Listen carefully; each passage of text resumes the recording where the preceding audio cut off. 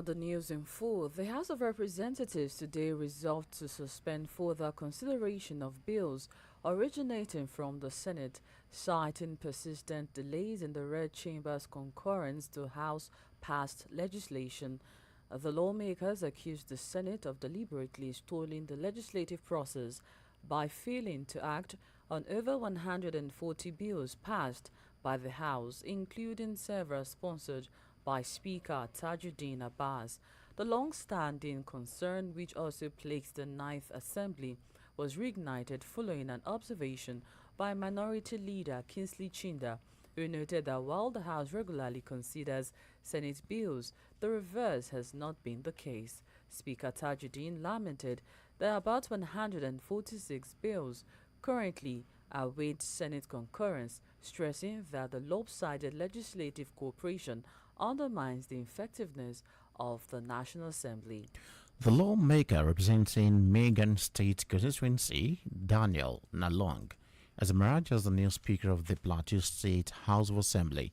Nalong, a member of the All Progressives Congress (APC), was elected as a Speaker today following the resignation of former Speaker Gabriel Dawan from the Young Progressives Party (YPP). The change in leadership comes in the heels of a closed-door meeting involving Governor Caleb Mutfwang and former Speaker and other lawmakers in the state. Meanwhile, a legal expert, Femi Emodamori, has accused the federal government of playing politics with the implementation of the Supreme Court judgment granting financial autonomy to local governments in Nigeria.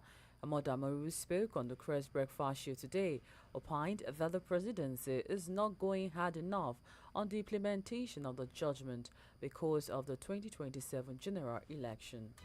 It is clear that what is playing out now is politics. Yes, the Supreme Court has delivered the judgment. Yes, the federal government, approached the Supreme Court for the judgment and the Supreme Court has delivered the judgment. But it appears, again, the federal government is trying to slow down for political reasons. They don't want to ruffle feathers ahead of 2027. He insisted that with the Supreme Court judgment on local government autonomy, no governor retains the right to tamper with or divert funds belonging to the councils, as it would amount to gross act of criminality.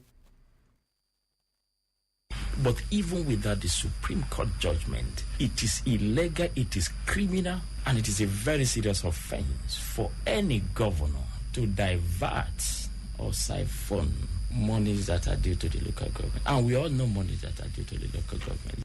It will be recalled that President Bola Tinubu had ordered that local governments open their accounts with the central bank so that the allocations will be paid there directly. The Supreme Court has reserved judgment in the legal tussle on Edo State governorship election petition. The Apex Court adjourned the judgment today until further notice after taking arguments for and against the election that produced Senator Monday Okpebolo as the duly elected governor of Edo State. Justice Gabriel Lawal, who presided over the hearing of the appeal filed by Asogudalo and the People's Democratic Party (PDP), said a date for the delivery of judgment will be communicated to parties involved. The founding national chairman of the African Democratic Congress, Ralph Wonsu, says leaders of the party voluntarily resigned to allow former Senate President David Mark and former Osun State Governor Rauf Aregbesola to take charge and lead efforts to reposition both the party and the country. Wonsu said this today at the unveiling of the ADC as the platform for the 2027 opposition coalition to challenge President Bola Tinubu's administration. The event is held at the Shehu Musa Yaradua Center, Abuja. Mark and Aregbesola have been announced as the interim national chairman and secretary of the ADC-backed coalition, respectively. Amid continued defections from the People's Democratic Party (PDP) and doubt about the unity in the opposition party, the media advisor to former Vice President Atiku Abubakar, Paul Ibe, has reassured Nigerians that a 2027 coalition plan is not only alive but quietly making strong progress. Speaking on national television today, eBay dismissed claims that high-profile defection had crippled the opposition's chances in the next election. We should be interrogating this administration and previous administration. These guys don't have the competence. They don't have the set skills to be able to do what they're going to do. And that is why we continue to have problems, that we are having. eBay also described the current administration as a failure, citing worsening insecurity, issues of signs that it has abandoned its core responsibilities. Same energy that is spending on sweeping the opposition party, on trying to decimate and to destroy them, why can't the same energy be deployed in sweeping the state of insecurity? I thought this president was going to be focused on making life meaningful, on ensuring that Nigeria gets away from being already of poverty. But now we have a president who is weaponizing poverty, ensuring that there is divide and rule. Atiku spokesperson criticized both past and current government for failing to tackle the problems that led to the ousting of former President Goodluck Jonathan's administration. Oyo State Commissioner for Information Dotun Yelade says the renaming of the Polytechnic Ibadan by the state government in honor of a former governor of the state stands. Oyelade said this on the national television today amid the protest by students of the Polytechnic yesterday against the decision of the state government.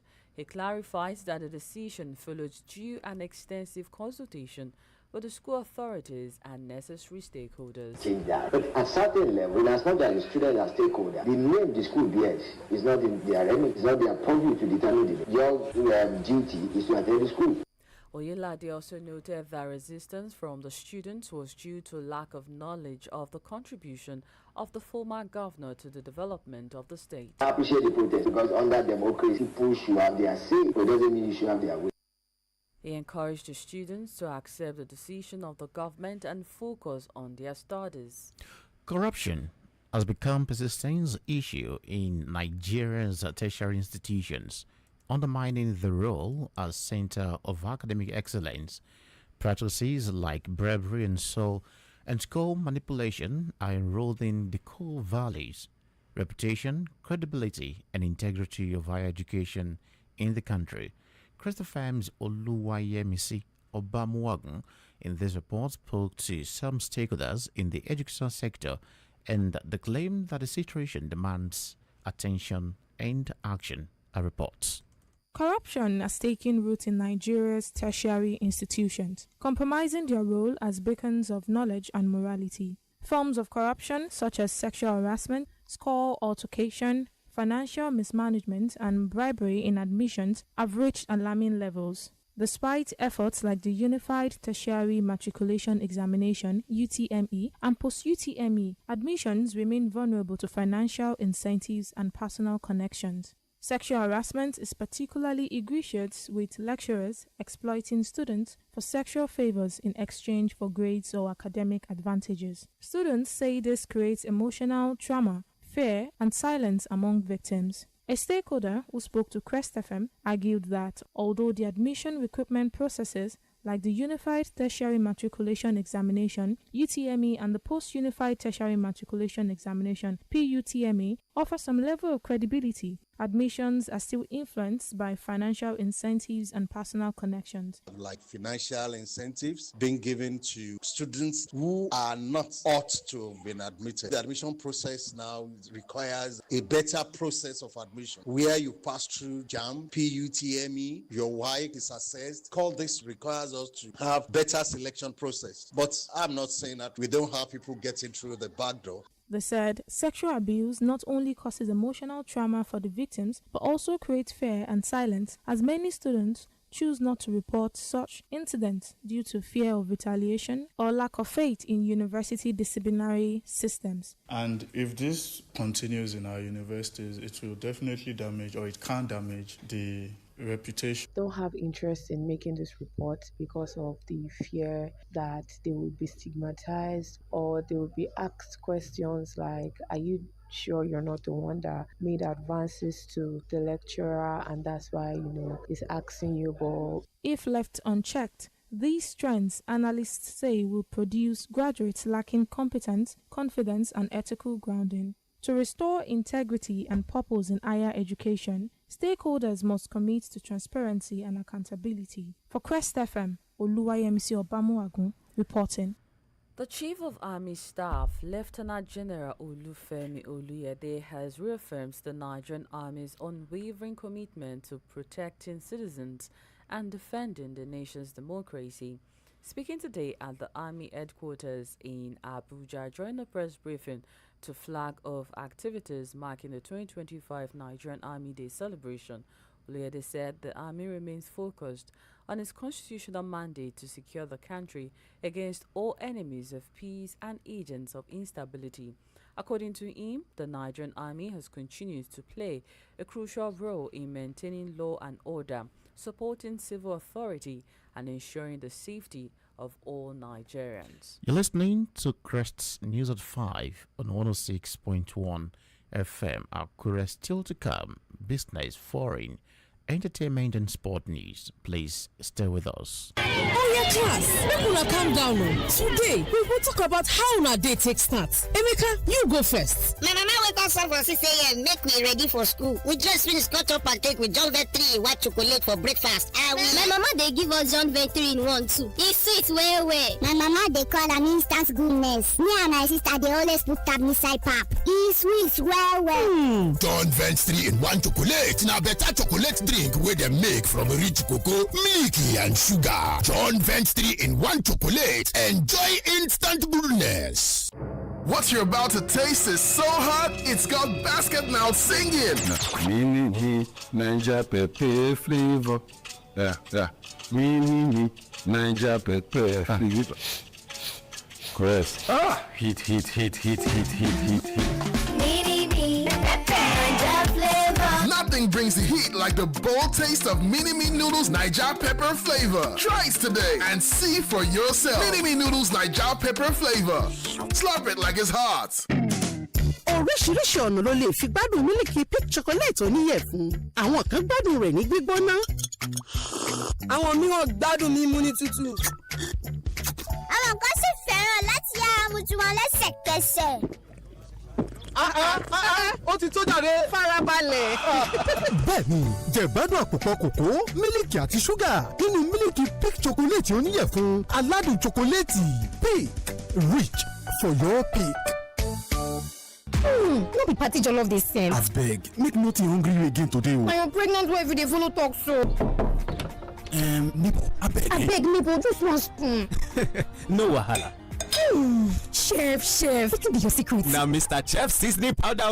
Mr. Chef Seasoning Powder gets spicy stew, goat meat, fried rice, and roasted beef from great aroma to great taste. Elevate every meal with Mr. Chef Seasoning Powder. Chef.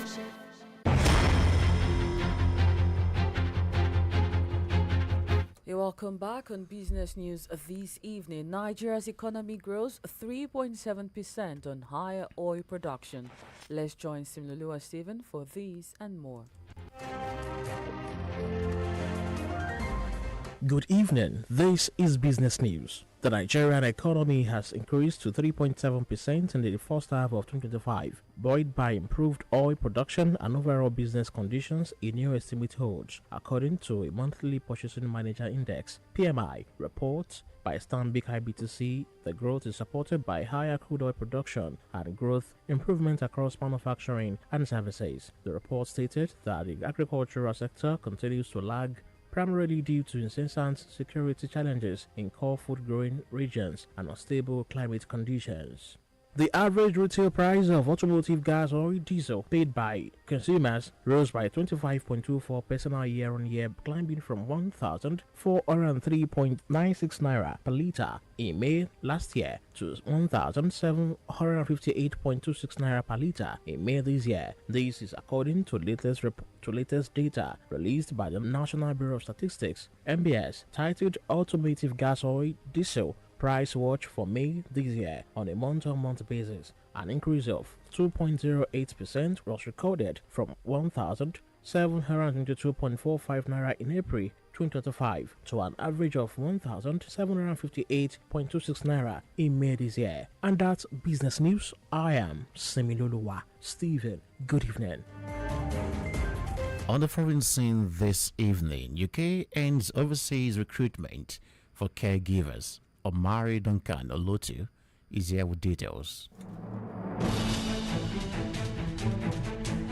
Good evening, and this is the foreign news. UK government has launched a major overhaul of its immigration system, introducing new rules that will take effect from July 22, 2025. The reforms, described as a complete reset, were announced in Parliament by Home Secretary Yit Cooper today. The reforms are aimed at cutting migration and reducing reliance on low-paid foreign labor. According to reports, from July 22nd, new visa applications for care roles from outside the UK will no longer be accepted. In other development, the European Commission today proposed to cut greenhouse gas emissions by 90% by the year 2040, with flexibility to address concerns from EU states that must use the Green Light plans. The long-delayed target is a key milestone towards the European Union's 2050 carbon neutrality goal. To sway skeptical capitals, the EU executive proposes that from 2036, the bloc's 27 countries can count carbon credits purchased to finance projects outside Europe for up to 3% of their emission cuts. That's foreign news. Thanks for listening. I am Omari Duncan Olotu. Good evening. In the showbiz world, court convicts social media influencers for naira abuse in Oyo.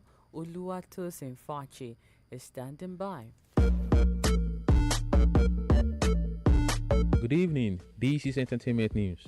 Justice Uche Agomo of the Federal High Court sitting in Ibadan, Oyo State, has convicted two social media influencers, Bukola Arike Rufai and Abdulateef Ayinde Jimoh, for abusing naira notes. The convicts were prosecuted on a joint one-count charge that bordered on currency mutilation by the Ibadan Zonal Directorate of the Economic and Financial Crimes Commission (EFCC). Justice Agomo convicted both offenders without imposing a sentence and gave them a fine of 50,000 naira each.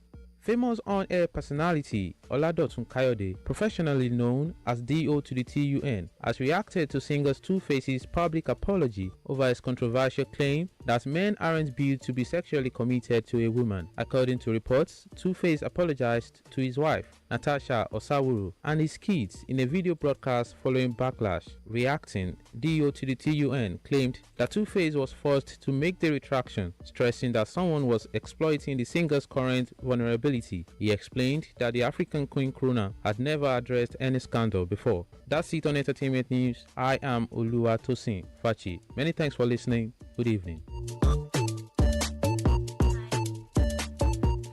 And in sports, Liverpool rejects Bayern's move for Luis Diaz.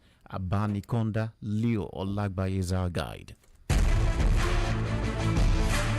Good evening and thanks for joining us. It's all about transfer window this evening. Liverpool have rejected a formal approach from Bayern Munich for forward Luis Diaz. Bayern Director of Sport Max Ebel has been informed that the English Premier League club have no intention of selling Diaz and will not enter into discussions for the attacker. Diaz was the subject of a similar approach from Barcelona earlier this summer, which the Premier League champions also rebuffed. Still within transfers, João Pedro has become the 18th forward to sign for Chelsea in just over 3 years under their current owners. He joins from Brighton Hove Albion in a deal worth £60 million, taking their total spending on attackers in that period to £560 million. And the 23-year-old forward could go straight to the squad for Chelsea's Club World Cup quarterfinal with Palmeiras on Saturday in Philadelphia. Well, all the best to João Pedro, Diaz, and other players that are either moving or not in the transfer window. That's sports. Thank you so much for listening. My name is Abani Kondali Olagbaye. Good evening. With that sports package, we end this edition of Quest News at 5 on 106.1 FM. Akure. Join us again tomorrow for another edition. On behalf of the production crew, led by Dayo Afolabi, my name is Fumilola Afolabi. And I am Eniola Oluronkinshe. Many thanks for listening. Good evening. We'll give it to you 100 from the engine room of our crest. 106.1 FM. Crest